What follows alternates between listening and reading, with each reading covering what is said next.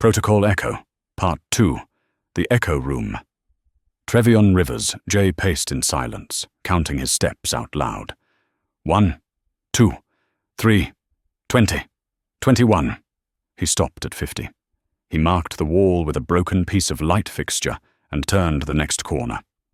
50 more steps. Same mark, same corner, same buzzing. He wasn't moving forward. The world was folding on itself. A high-pitched sound, like a dial-up modem scream, stabbed into his head. He dropped, clutching his ears. Then, silence and breathing. Not his. Jay stood slowly, face pale. A figure sat cross-legged in the next room, back turned. It was humming. "Hey, hey!"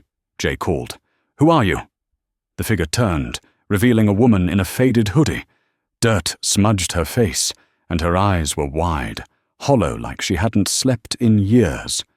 "I've been here a long time," she said, voice thin. "You're new. How do I get out?" "You don't." Jay narrowed his eyes. "You escaped once, didn't you? I heard you. You said you came back." She looked away. "I was taken back. It drags you back when you start to remember." "That doesn't make sense." She stood, suddenly rigid. "No," she said, smiling too wide. "It doesn't." Jay stepped back. Suspicion detected. Simulation thread, anomalous. Correction initiated. Her body twitched, cracked, folded inward like glitching pixels. Jay screamed and ran, the halls shifting around him like a Rubik's Cube on fire. He found a stairwell. It wasn't there before. A sign flickered above it. Level 2, Observation Bay. He descended. The air grew colder, the lights dimmer, the hum more human. Below, a glass wall stretched across a vast chamber. Behind it were rows of pods, cocoons glowing dim blue, like something from a lab. In one of them, he saw himself, sleeping, unmoving, identical. He stared. "No, that's not possible." A voice whispered directly into his ear, though no one was there. "Only one of you can leave, Jay. But which one is real?" Part 3. Self-terminating code. Jay couldn't stop staring at his own face behind the glass. The sleeping version of him looked peaceful, unaware. Wires ran from the back of its skull to the base of the pod like roots in a hydroponic nightmare. "That's the original," the voice said again. "You were copied into the simulation layer after initial contact." Jay turned. "You're lying." "Am I?" the voice whispered. "Can you prove otherwise?" Jay's breathing hitched. He couldn't. The walls behind him flickered and began to stretch, as if the system was processing a new directive. Across the floor, a light formed a path, leading toward a single elevator with a button labeled Exit. Jay stepped toward it, then stopped.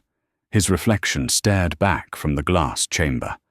The other him began to move, eyes still closed but fingers twitching. Suddenly, static burst across Jay's vision, and he saw it again. The same forum post, the same frequency code. The message, Protocol Echo, memory conflict, contain or erase. Something deeper was happening. He looked back at the pod. "What happens if I destroy him?" Jay asked aloud. The voice paused. "Then you are the only version left. And if I let him live? Then you remain uncertain." Jay clenched his jaw. "Screw that."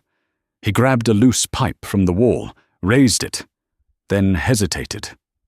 What if he was the copy? What if this choice was the test? "Nice trap," he muttered. Then he turned the pipe and smashed the glass panel next to the elevator instead. Sparks burst. Sirens wailed. The floor began collapsing in chunks, revealing a pulsing dark grid beneath. The actual simulation code. Jay dove into it. Free fall. Data warped around him in symbols and screaming voices, and then black. Jay woke up, back in his apartment, laptop open, screen glowing, same old room. But something was off. On the screen, The decoded message now read, "Echo completed. Subject file merged. Welcome home." His reflection in the laptop screen smiled before he did, then blinked. End of part 3. Final part coming soon if you want it.